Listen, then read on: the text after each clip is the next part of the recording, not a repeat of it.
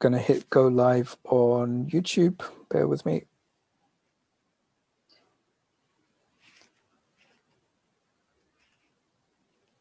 You're live.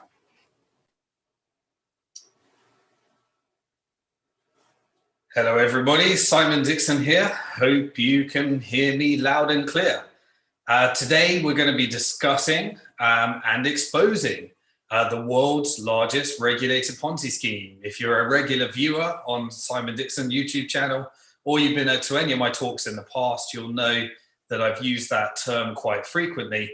But this week, I decided that I wanted to cover this in a little more detail than I've covered in the past as a result of the Airbnb IPO that happened this week. So we're going to cover that and a lot more. But firstly, last night, I actually did a little live stream on Twitter for a second, sharing the new studio. And we're playing around with lots of different things. And the comments were absolutely hilarious. So I really appreciate the humor. Some of you were waiting for me to pull out my pile of cocaine from the side of the drawer. Yeah, I was very, very amused. So thank you very much. Do appreciate the comments. I'll go a little bit deeper in today once I've covered the topic into the rationale behind the studio and why it's actually like this. But I'm really happy that for the last live broadcast that we'll be doing of 2020, I'm going to be exposing the world's largest regulated Ponzi scheme. And in the second half, we'll turn to your questions and I'll share a bit more about the fact, the rationale behind the studio and also exactly, yeah, why we're doing this. Thanks everybody for tuning in. If you're tuning in, Azad will be moderating as always, and he's going to be picking out your questions. So just checking out the live chat. I've got my iPad here so I can try and check out the live chat as we go as well. But yeah, do bear with us if any of the technical issues. I'm on the studio on my own. Try to get it where I can just press a few buttons and things like this happened. We can have little graphics and stuff like this. It's going to get more and more interesting over time, but it's pretty cool. So excited to bring this to you. So this week, and also, yeah, just before, congratulations to every single person in the world that has ever bought Bitcoin and did not sell it has made money. Some have made tens of millions of % returns. Others of you are in some small return, but every single person in the world today that has ever bought Bitcoin has made money and has now been the highest performing asset class for 10 of the last 12 years. So congratulations to the whole community. Never imagined we would get here this far, but what a great week and what a great way to actually end the year. And as I said, in one of the most strangest financial markets in history. And so today we're going to dig a little bit and a lot deeper into the structure of where we are today and what it means for you as investors trying to plan how to manage your affairs. And so it really starts with, as I said, this really kicked off this topic today by looking at the Airbnb IPO. And it reminds me back in my days when I was working in investment banking. I left in 2006, but my job was to court all the different venture capitalists when I was working in corporate finance and help them look at some of their portfolio companies and take them public. And what we used to do is we used to analyze the profitability of the company, the likelihood of paying dividends, and all sorts of other factors. Prior to this, we had the tech boom and bust, and in the tech boom and bust, we had a ginormous correction in the market as a result. And this is when I just first went to study economics, and my father lost all of his money, all of his pension money in the dot-com boom and bust. But we stopped doing that because everyone was focused on companies that didn't make profits. And now you look at the Airbnb IPO.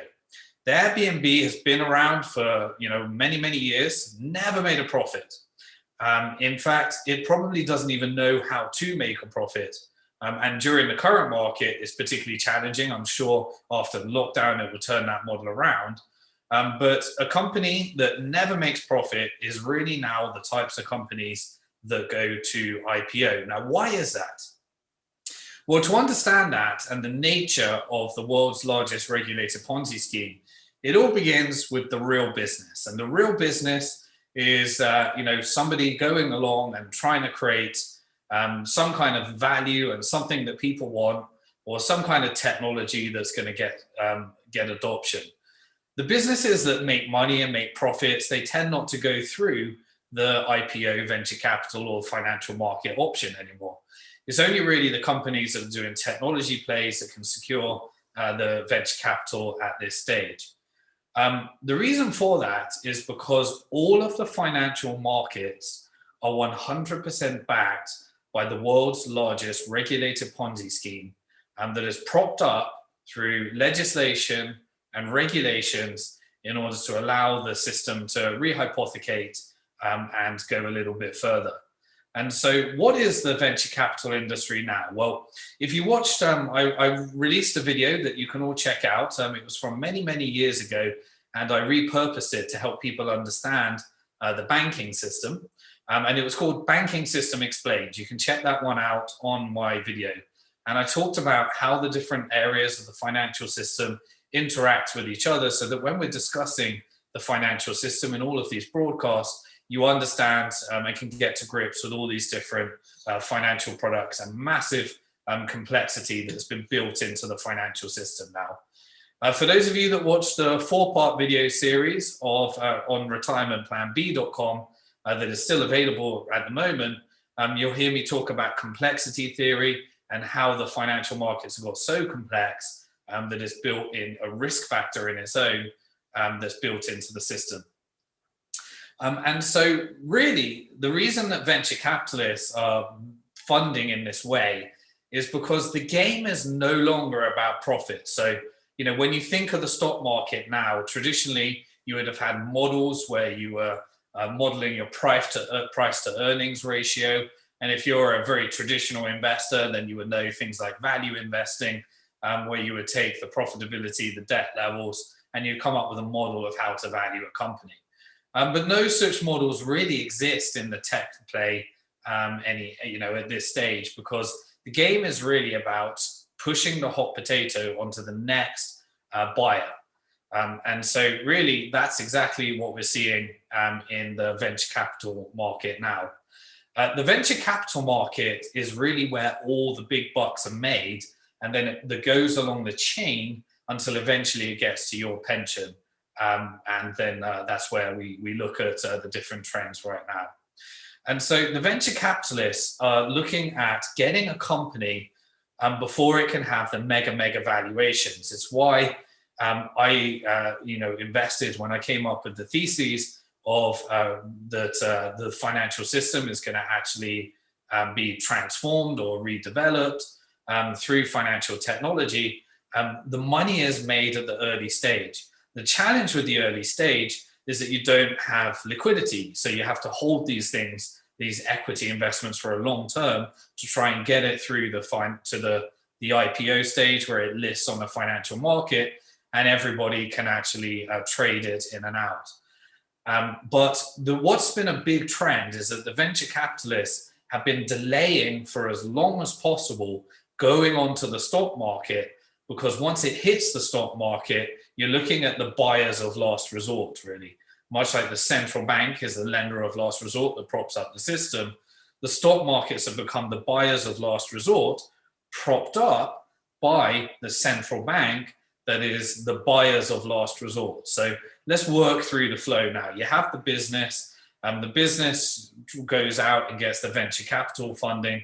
The venture capitalist is looking to take the highest risk, so it's looking for the highest returns, and they can handle not having liquidity because they know that the lower returns are made once you require liquidity and you go into the trading markets and people are trying to buy and sell the product because they're less patient and can't stomach the long wait of the venture capital industry. But once you get past the venture capital industry, really it's about driving people into Wall Street.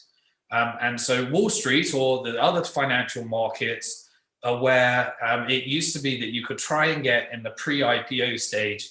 The venture capitalists would look to push that out to institutional investors, and then institutional investors would try and purchase a block of the IPO, which is what happened in the case of the Airbnb, which becomes the exit strategy of the venture capitalists. And this is where you get the 10x, the 100x, the 1000x returns by taking the highest level of risks. And they have a model for diversifying. But that's why the private equity is really doing that, because once it hits the stock markets, you tend to get the mega high valuations.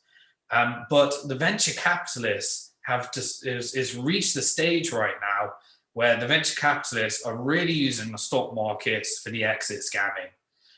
Now, in order to do the full exit scam, they've got to get the institutions in the middle, because if they shaft the institutions, the institutions are pooling together all your pension money, and they're looking to try and get some yield in an environment where there's no products that actually offer high yield, and so therefore they have to take greater risks, and so they look to the pre-IPO market. So the venture capitalists will place a block of that stock that they're looking to exit onto the institutional investor, which keeps Wall Street happy, because Wall Street, which is the sell side, has to go out to the buy side, which is all the fund managers, and get them investment products that they can actually invest into. So the pre-IPO is the institutional money, but then they're flipping it on to the lower risk side of the institutional market, which is your pension. And so you've got the venture capitalist, which is making the mega returns for taking the highest level of risk. They don't really care about profits anymore, because now it's all about getting the highest valuation so that you can sell it to the pre-IPO institutional investors, which is the buy side. And the buy side is the ones that can take a little bit more risk than your pension, because your pension can only risk in the lower riskier products on the stock market. So then they flip it to the pensioners, which is the part at which it goes to the IPO stage, where all of the retail investors then pile in, and they're hoping to try and flip it as fast as they can to some of the longer term value investors that are essentially buying through many of these index fund products, and as looking at the whole thing. But what's keeping the stock markets up? Well, the stock markets are being kept up by a couple of things. Firstly, because the central banks are deciding that their monetary policy now is to keep interest rates as low as possible, it means that people need to try and speculate, because they can't get returns on just simple savings and simple lending products. So therefore, people are driven into speculation to try and get higher returns on their savings. And the way that they actually do that is through investing in, making sure that they're not holding cash. Some of the things we talked about a lot on this broadcast, but the publicly traded companies are really driving it through to the retail stage. So the central banks, what are they doing? Well, they keep interest rates low, which means that it drives more and more people into this higher level of speculation, which means that you get more and more pension fund money going into the stock markets, which perpetuates the growth in the stock markets. But at the same time, they keep interest rates low. Why do they keep interest rates low? Well, so that the money supply can be expanded, and more and more people can borrow these products through schemes like quantitative easing. And when they borrow those products, you get large corporations, which are most connected to the cheap money through the low interest rates. Therefore, they buy back, they borrow the money, they buy back their stocks. Interestingly, you're seeing things like MicroStrategy at the moment. They just announced that they're using the debt capital markets, the bond markets, to raise $600 million or plus. And they're intending to put that into hard money like Bitcoin, which is an interesting strategy to say the least. But this is what happens when you have the Federal Reserve pumping, keeping interest rates low, having policies whereby people can, the institutional investors, need to continually pump money into the stock market, and therefore they can use the debt capital markets in order to actually raise many times millions of money, so that then they can buy assets like Bitcoin, which is a very, very strange turn as people now start to invest in MicroStrategy, almost like an exchange traded fund, because the regulators are not allowing at this stage the Bitcoin exchange traded fund to come through. But now we've got the change in regulators in the US that are more crypto friendly. So maybe we'll move over to the way that people actually want to put their pension money into Bitcoin. Simon. Yeah. Apologies. Some people are having a hard time listening to you. I think your mic needs to be switched on. Oh, right. Okay. Forgive us, everyone. It is a new studio. The mic that Simon has is actually really good quality. So let's get that sorted out. So it would have been great. It would have been great if you said earlier. How about that? Much better. Thank you. I just switched to the supply. Yep, much better. Okay. Yeah, sorry about that. So I got to remember, note to self, that I have to switch to the microphone that's actually on me. Okay, cool. So hopefully you heard enough of that. Was it clear enough for people to kind of hear? Yeah, it was. Okay. So you have all this, so people are driven to speculation because of these lower interest rates. And then you have, because all of this is driving people into, so to push up the stock markets, now we have products that are increasing the money supply. So where does this all come in? Well, the Federal Reserve is keeping interest low and virtually negative now. So obviously, we're going to be moving towards negative interest rates at some stage, because as we move into a more fear-driven economy like we are at the moment, they need to make sure that people don't save. So the way to do that is switch from zero interest rates to negative interest rates. But what's actually backing up the whole thing? Well, backing up the whole thing is the fact that banks can actually create the dollars that is actually entering into this system, because they have the right to create the digital currency backed by debt. So whenever anyone comes into the market, because they want to invest into real estate in order to try and beat inflation, they go to the bank, they borrow some money to push into real estate. That creates new money, and that backs up the perpetual debt cycle that we see. Really that's backing up the whole system based upon the Federal Reserve stimulating that money. You put this all together and you have an economy that, in order to keep the system alive, you have to always find a new consumer that's willing to take on the debt, a new corporation that's willing to take on the debt to pump into the stock market, and obviously governments that are willing to take on the debt through the debt capital markets. When an economy in an environment where there is actually more debt than money, and therefore you have to keep them, perpetuate that system alive. And so therefore, how do the government find new forms of debt? Well, this is where the global markets actually come in. And so because of economies like China, in the case I've talked about in previous videos, the World War III and financial weapons of mass destruction, you end up with China and Russia trying to accumulate as much gold as possible. Why? Because they're selling, or China's selling, a lot of goods to the US, and they have capital controls, which means that when their companies are selling goods to the US, it all has to go through the People's Bank of China. And the People's Bank of China, as the dollars come in, because the companies have capital controls and they're not allowed to take those dollars, then you have to actually have China issuing more and more renminbi within their internal economy, in which case it exports the inflation across to China. So China has to create more and more money in order to meet these capital controls requirements of their companies selling goods to US, and more dollars being created in the US. And so they have to figure out what to do with those dollars, because they all sit in the People's Bank of China. So first thing they do is they try and accumulate as much gold as possible.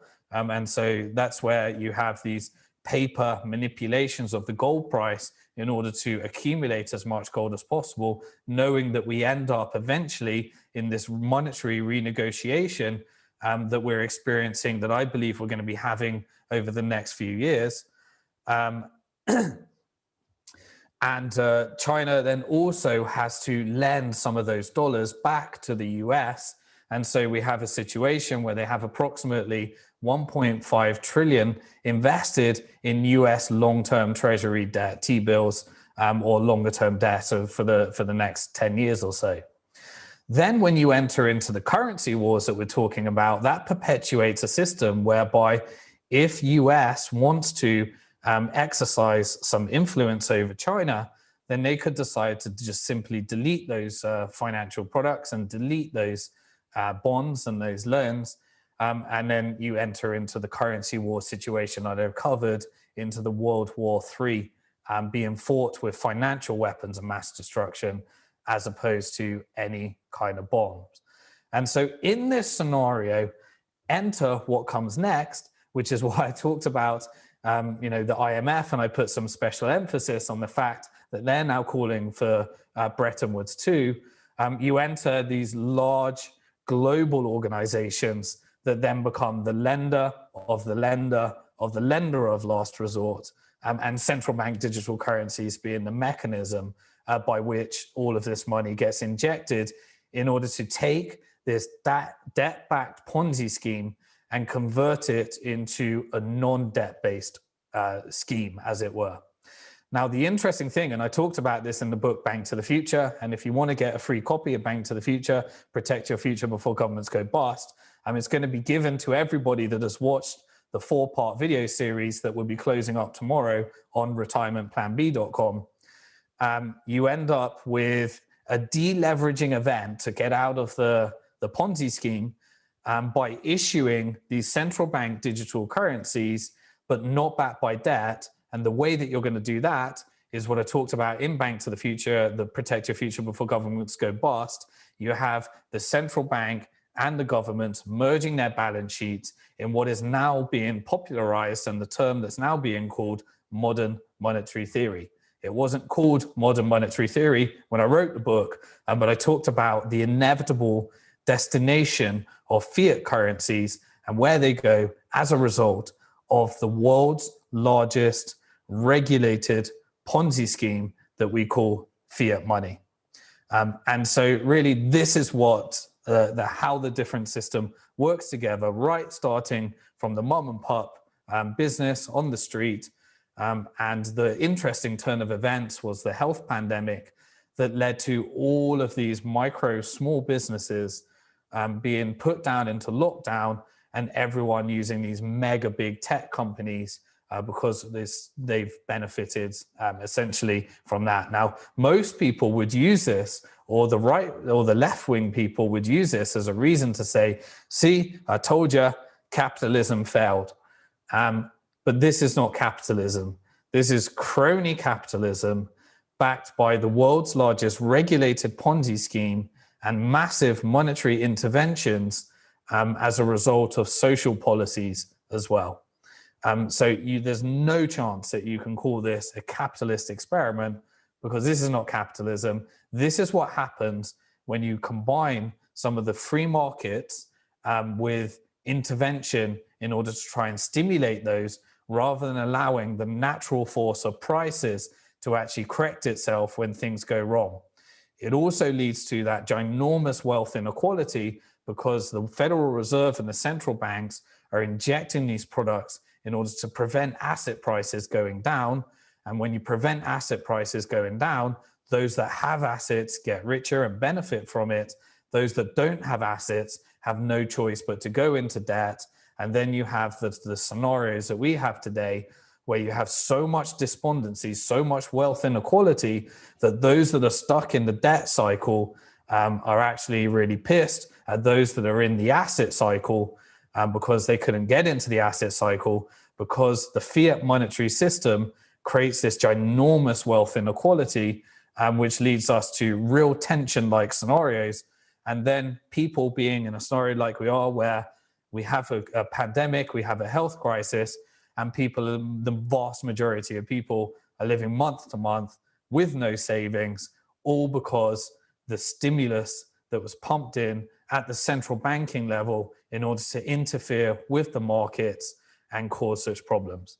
And so that is what I call the world's largest regulated Ponzi scheme.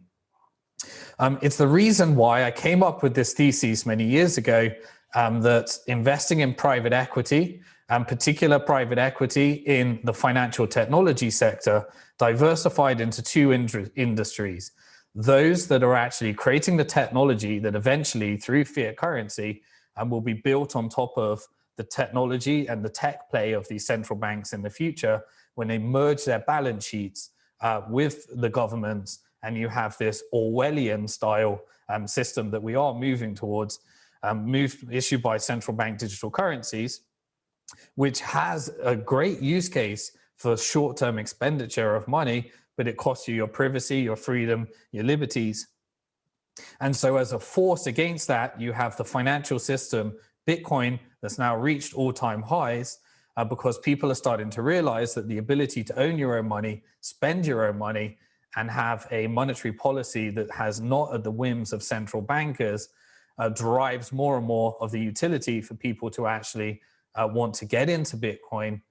And you have these competing forces. So started investing in the private equity of those that were building out both of these different industries.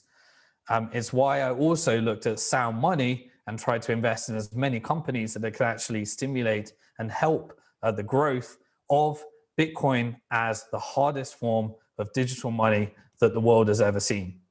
And so that's really my belief around and the investment thesis that I covered in that original book, Bank to the Future, Protect Your Future, before governments go bust. But there were a few things that I said that I didn't fully understand, and that were the implications of the privacy, the effect on liberties, and the effect of freedoms that modern monetary theory and some of these central bank digital currencies would actually have. And so really this is the strategy. And for those of you that actually want to understand how to play in some of these changes and shifts as a result of this political environment, then the 4-part video series that I created at retirementplanb.com should give you the history in video 1, the lessons and mistakes from investors in video 2, the actual strategies and how you need to think about it in terms of how I will be thinking about it in video 3, and in video 4, an invitation for those of you that are in a financial position to actually build a retirement plan B that want to do it with some hand holding. Then we're actually going to be closing for clients tomorrow. And so really grateful for everybody that's actually joined that as well. But for those of you that are not in a position, then the free video series was there for you. And also if you register there as well, we're going to make sure that you get a free digital copy of the book by the end of the week for those of you that are actually interested in that. So how are we doing for time? Checking out, we're exactly on the halfway mark. We'll take a few questions and then we'll also go into some of the points on the studio. So Azad, what do you got for me? I got a lot of comments about your studio, Si. So there's been a lot less questions coming through compared to what we normally get. But I've got a couple. Okay, so the studio is distracting everyone. So let me cover the actual studio. So normally at the moment, because if I was filming this in the day, I'd have the normal background that people are used to behind me.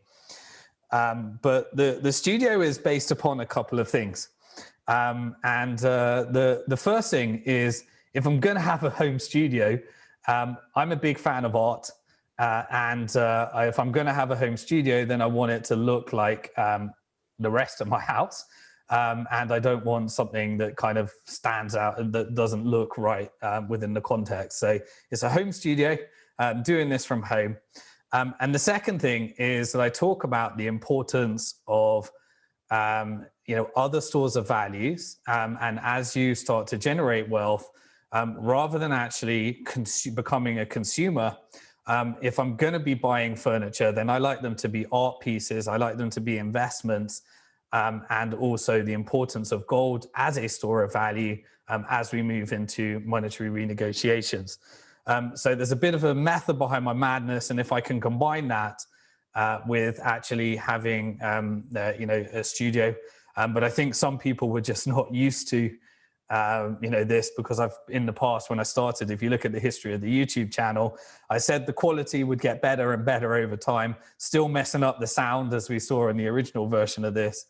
But that's my rationale for the studio, because it's a home studio.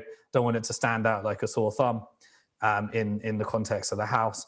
And also when I'm investing in furniture, I like them to all be investments. I don't like to just have furniture that has utility but no investment value. So, Azad, let's take some questions. Yep, thank you. So please talk about the cyber pandemic and the power grid going down for an extended period. I don't know if that's true, but the word's out there. If that has happened, it's news that I've completely missed and don't know anything about what's actually happening there yet. As far as I know, things are still up and running. Are banks legal criminals? Well, this is an interesting thing. So the banking system is systemic. And so banks are doing what they're able to do within the confines of the law. And so if you want change there, you either have legal changes, legislative changes. And what people don't realize is that these legal changes, legislative changes, and political debates have been going on for centuries now around how to actually create money. But what happened in the more recent is that the science of economics came along, and that's why it was interesting for me to study economics, was that they completely forgot the debate around the different schools of beliefs about how a monetary system should be created. And instead, they teach you in economics that the system is how it is, and that's just inevitable. There's no other really many ways of organizing. And so you have these fringe alternative styles of economics that believe in different styles. So the banks are actually just doing what they rationally are legally entitled to and allowed to do. And the bankers that work for them, such as myself when I used to work in investment banking, are just a cog in the wheel upon a greater system that don't have time to actually think about the larger nature. So the macro, people that are analyzing on the macro level, they tend to sit outside the investment bank. They tend to be the fund managers. They tend to be a certain subset of fund managers. And because we're now in the information age, lots and lots more people have actually got interested, and access to information has been on a scale it's never been before. But when I first joined the monetary reform community, it was such a niche. And when I worked in investment banking, my job was to work approximately 100 hours a week, and I didn't have time to breathe to actually look at the greater impact of the systemic nature of the system, the macro trends. And so really, this is all systemic. You can even then look at the banks. Well, who are the banks? Well, most of them are publicly traded companies. So you're the bank. The pension is the bank. You're investing in the bank by contributing to the system, and it's all big one systemic system. So there's ginormous systemic changes that need to happen in order to drive some kind of sustainability. And I've given different theories throughout the time on these different videos on how that can actually come to be. Okay, just wondered, if one particular country was to adopt Bitcoin as their main currency, then would the people of that country become some of the richest people on earth when other countries follow after?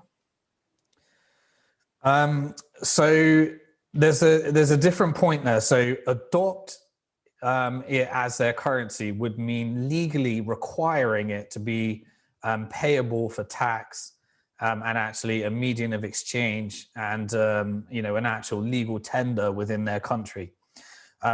One, I don't imagine many countries actually doing that. They might add it as an additional currency. But I don't really imagine many countries actually doing that. But then they would have to shift towards their goods being priced in that currency as well. And so if a country were to do that on the micro level, where they decided to make a psychological shift towards pricing all their goods in their country, forcing it and becoming it legally enforceable that people use it for the actual payment of tax and the payment of goods and legal tender, then that would be something that a country could experiment with. But then if you're pricing goods in the same country that you're earning, they could become wealthy relative to other countries, but not actually in their own microeconomy, because a good form of currency is both a unit of account and a medium of exchange that allows people to organize their lives without actually having to have rampant speculation in terms of how they actually manage their affairs. The second form of adoption you could be referring to is that at the central bank level, they use it as a reserve currency, which I think will be a lot more likely and a lot more common. And my speculation is that it's already happening in certain central banks. And therefore, they decide that they'll use it as an asset that they held alongside gold, alongside their local currency, and alongside foreign currencies such as the dollar, to have as their reserves that back up the system. I think that that's a really smart move from any central bank, apart from the incumbent central banks like the US, like the big ones, that if they just by the announcement of announcing that they're holding some of their reserves in Bitcoin, create systemic risk in the entire system and a run on their central bank, as it were, because they're admitting that their fiat currency. So they won't do that until their fiat currency is almost destroyed, if it gets there. More likely is that we enter to an IMF-style organization that says that they're going to create a new digital currency, and it'll be backed by a basket of all these different fiat currencies, and they may add Bitcoin there as well. Or the smaller countries that have nothing to lose actually do things like allocate some of their electricity to mining Bitcoin, so that they get some of these newly created Bitcoins that all of the billionaires and institutions are scrambling for, because they want to try and get the freshly mined Bitcoins rather than the ones that have been in circulation for a while. And therefore, that's why it looks like we're hitting new all-time highs, because those mined coins are not hitting the market. They're going straight to wealthy people or corporations that are looking to purchase those direct from miners. And so it's not actually hitting the supply at the moment. And more likely, a country could use that as a tool to gain some power. And this brings you back to the original scenario of, could a country use that in order to try and make an asymmetric bet to become a wealthy country? Well, it's happened before. Bulgaria confiscated, not quite so planned, but Bulgaria confiscated approximately 200,000 Bitcoin from a criminal organization, and they transferred it to the government, and it disappeared into corrupt officials and other criminal organizations. But the value of those Bitcoins was greater than the entire debt of the national debt of the country. And any country has the opportunity to take such an asymmetric bet, deleverage their scenario. And I see Bitcoin as one of the games in town, one of the only games in town, at obviously a high risk, high return opportunity to deleverage their economy through sound money. Then they would still, but I don't see the other scenario, because they need to still get the velocity of money. So good money has what's known as a very low velocity. Low velocity means that it doesn't circulate because people try to save it rather than spend it. And so the traditional way that people organize is try and increase velocity. It's why you have negative interest rates. It's why you have low interest rates. It's why you have a debt-based Ponzi scheme, because the money is created as debt, and therefore they try and get that out there. Bitcoin has low velocity because people hold it and hoard it. Gold has lower velocity, a bit higher, but fiat currencies are very high velocity. And so they would combine it rather than go for making it, my forecast would be they combine it rather than actually trying to make it legal tender, but to get the best of both worlds in that hybrid model. That's where I think some smart countries will be positioning themselves at the moment. Next question. So, Si, we've got a couple of questions around the Retirement Plan B online coaching program. Yeah. One of the objections that we've heard a lot, especially in this climate, is that it is quite costly. So we've had questions such as, why does the course need to be so expensive? You look rich. Simon, please reduce the cost of your course. It's unrealistic to purchase. It's as if I hodl Bitcoin, then I already achieved the great returns. So with no proof you can generate alpha over, then the course is worthless. Okay, so first thing, feel free. If you're not in a position to purchase the course, feel free to put that money into Bitcoin if that's your strategy, and get in a position where the course might be worth it for you. I created the free video series specifically for those that are not in a position to be able to do the Retirement Plan B program. But secondly, the money doesn't come to me, it comes to a company. And a company, the company has lots of team members and lots of staff and lots of overhead to actually cover. So it's company, it's not me selling the course direct to my pocket. The third part of that is that the demand has been so high that if we started to lower the price, we would just not be able to service the customers. And we wanted to pay for the best people in the industry, and that costs a lot of money. We wanted to create the best quality we could. That creates a lot of money. And therefore, we had to bring together this great team of experts.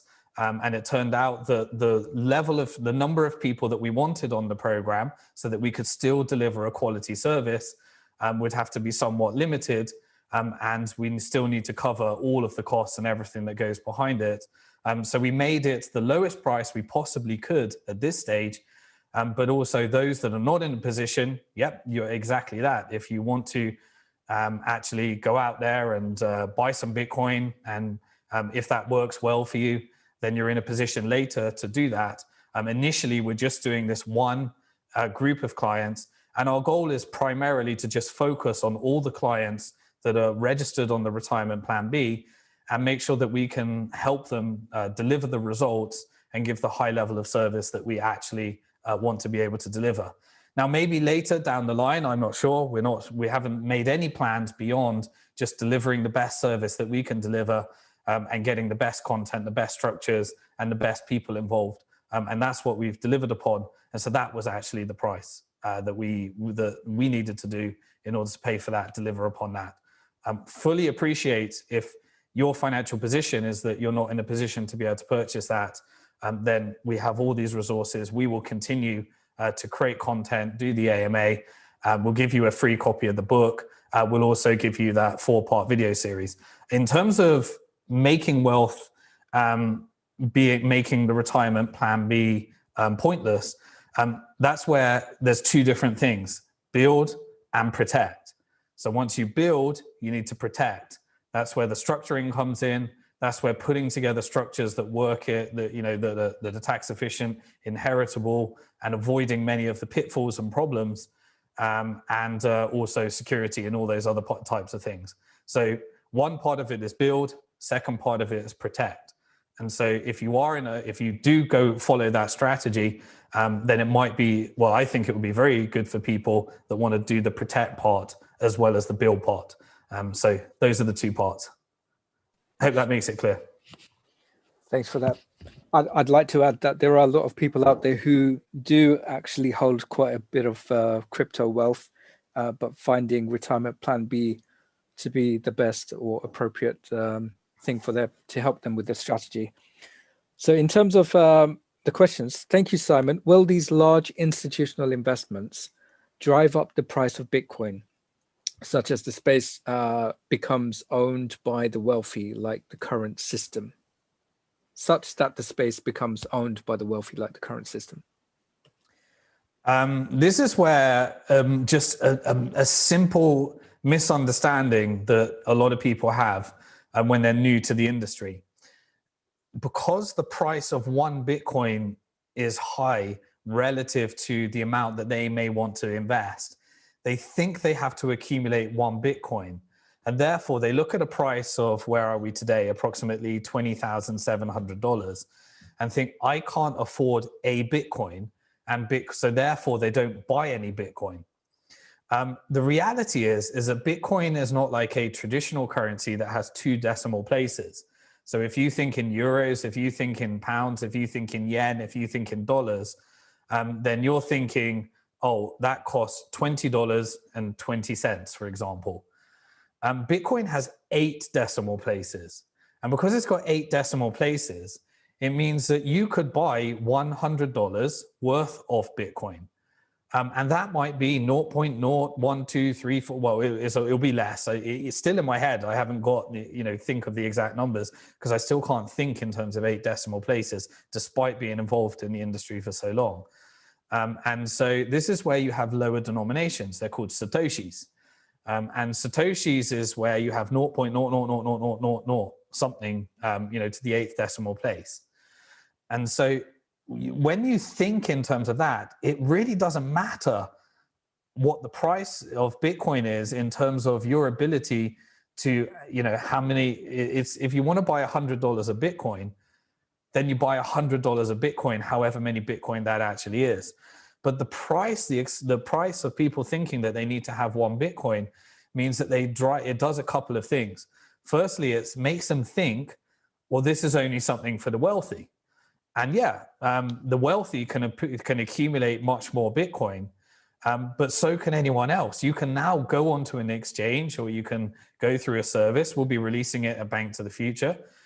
You can actually, buy some $100 worth of Bitcoin if you can afford $100, or that's part of your investment approach. And so it doesn't really matter. If it turns out that more and more wealthy people buy more and more Bitcoin, then that drives up the price than anyone else. But the equal opportunity of being able to purchase Bitcoin is for anybody that has savings. And so there's challenges. And this is why I've talked about in previous videos, like increasing your financial IQ.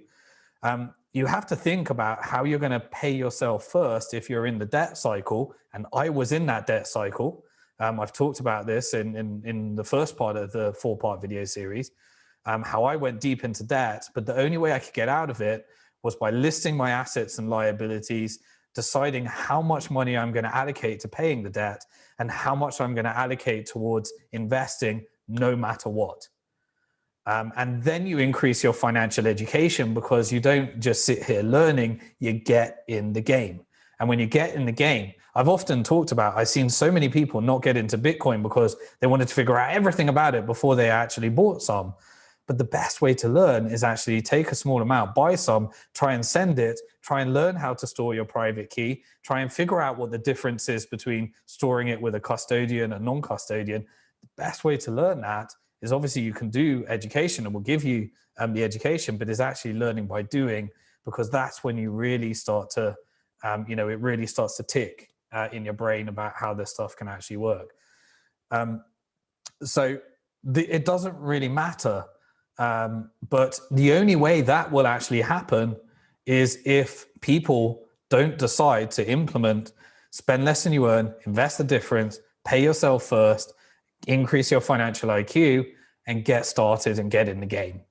And what will stop people doing that? And that's why a big part of the retirement plan B is actually the psychology of investing, behavioral finance, because this is classic 101 behavioral finance, where humans' brains have been wired to do the opposite of what makes logical sense in order to build a portfolio, protect your wealth.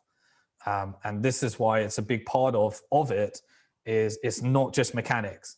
20% of it is, the mechanics of what to do.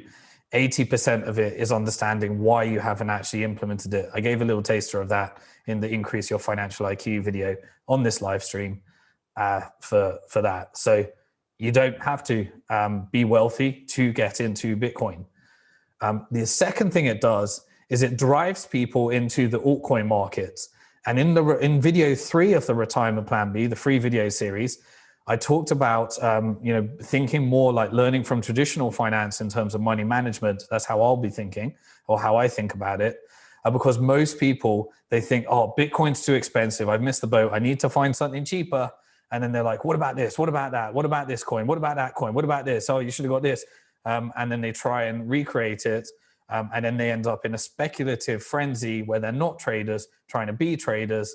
And they might get lucky, but they end up with a gambler's mindset that is just like the national lottery winner's mindset, whereby 80% of all national lottery winners within 2 years return to their original financial position because they got lucky rather than actually learning the actual approaches of long-term sustainable building and protecting. So that's why I think these things are important. And that's why I think that it's incorrect to actually think that it's just the mechanics, and it's more the psychology as well. Just another question really on retirement plan B. The only reason for it is tomorrow is the final day for those who actually want to get on board with it. So we've got few experienced people in the whole crypto space. So the question is, the investor criteria for the Plan B course, I think they're referring to the 4-part video series, did not cover experienced investors who are experienced hodlers. Will Simon develop an advanced course for this category? No, I don't think that. So the Retirement Plan B program is about building and protecting. And for me, it's the most, it's the best of what I got. And the people that are actually being involved and the guest experts that are being involved in the program. If you're looking for something more complicated, then I don't know why you would want something more complicated. If you want to start actually, then that's beyond the Retirement Plan B. The Retirement Plan B is how to build a retirement plan using the best of what we know to build and protect your wealth. If you've already done all that, then the Retirement Plan B is not for you. If you've got, well-defined in video 4, we cover all the different parts. So if you've already done all of that, then you don't need to do the Retirement Plan B. This is simple. People that want to build a retirement plan that's tax efficient, built for inheritance planning, and combines money management to make sure that you never end up in a position where you lose your Bitcoin. And if Bitcoin succeeds, you have a long-term financial plan that you develop with the tools and the spreadsheets and everything we give you to actually know how much risk one needs to take and what strategies to approach in order to build a retirement plan around that. For me, there isn't extra stuff. If you want to start learning additional stuff, then it's implementation at that stage. So yeah, if you've got all that covered, then Retirement Plan B is not for you. If you want to cover that, that's what we built it for. For those of you that are not in a position to be able to purchase it right now, the free video series should get you started. And hopefully that gets you in a place where if Bitcoin succeeds, then you're in a position to be able to start thinking about building and protecting to the next level. Try to cover all grounds. You may have different ideas for how we could do this, but that's version 1, the best of what we could put together. And that's what we got. Okay, I guess room for one final question, or maybe 2. Would you put all your money in Bitcoin? And if you do, would you leave any of it managed?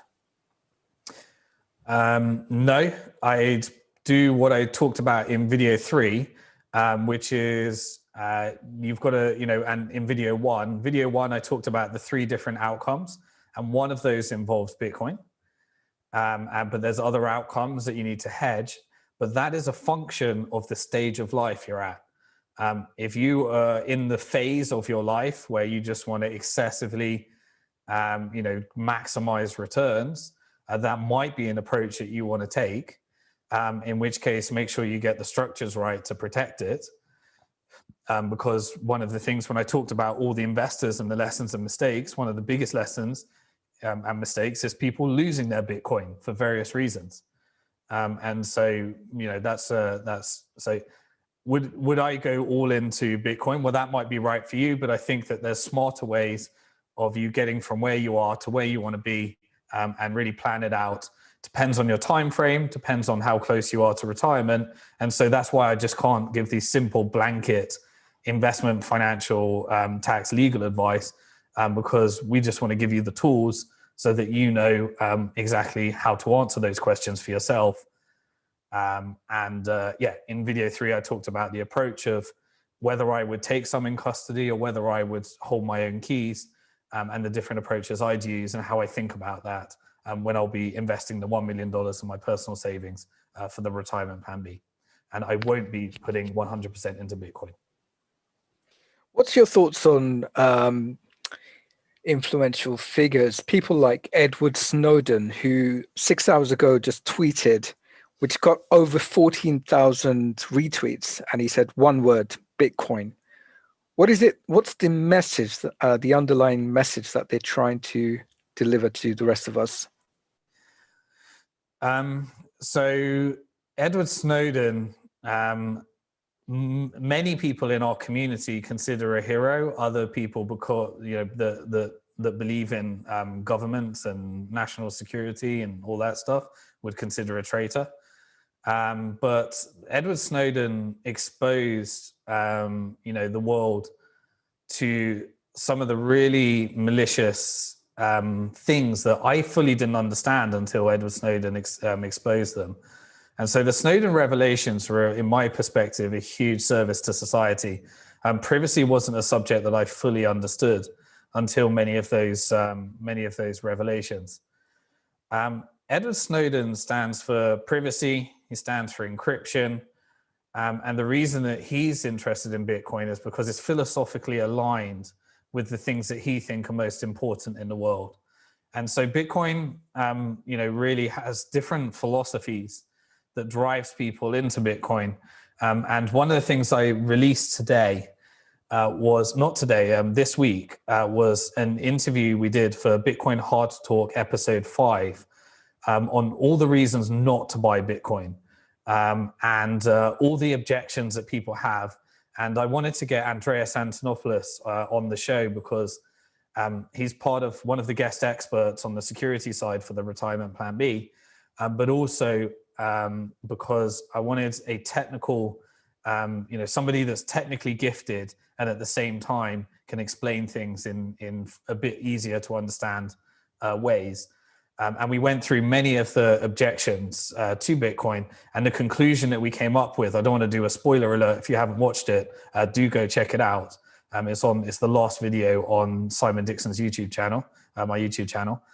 But we talked about the biggest risk to Bitcoin is actually the community diverging away from the philosophy of what made Bitcoin Bitcoin.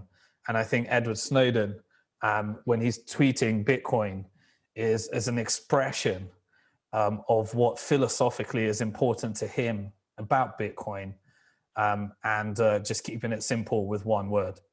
So I think that's awesome. I think Edward Snowden has done a great service to the world through the Snowden revelations. If you haven't checked out any of his work, then I strongly suggest it did, because he taught me so much about the importance of privacy and where things are going. So I think that's going to do it for this episode. Few things. So if you haven't checked out that 4-part video series, it's free. It's on there, retirementplanb.com. If you wanted to explore being a part of the program, then all the details are there once you've watched the video series. I'll also, for those that watch the 4-part video series, by the end of this week, we'll be giving out a free digital copy of my book. So if you wanted to get that, which is the book Bank to the Future, Protect Your Future Before Governments Go Bust, that was written and turned out to be the first published book in the world to include Bitcoin way back when we wrote it, 2010-11. And so, you can get a copy of that. So go check out the 4-part video series. It's our gift to you. And as always, we will continue to be giving this. This is the last AMA that we'll be doing through 2020. But once we come back after the 4th of January, after the new year, we'll go back into our weekly AMAs. So let me know exactly what topic you would like to see. and hopefully we can figure out some of the microphone issues so that we can get better and better at this. So always remember, you are alive at one of the most interesting times in financial history. It's going to hurt many. It's going to be great for others. And I want to make sure that you're on the right side of that change. If you celebrate Christmas, then have a great Christmas, have a great holiday. I'll release a few more videos, but this is the last AMA. And I will see you on the other side of 2021. Please do like this if you've enjoyed it so that more people get to see it. And if you haven't subscribed already, hit that subscribe button, hit the bell symbol, hit all, and YouTube will make sure that you get all the videos that we'll be releasing. And if you've joined the Retirement Plan B program, I'll see you. I've recorded a welcome video for you, and I'll see you inside the membership portal. Thanks, everybody. Peace.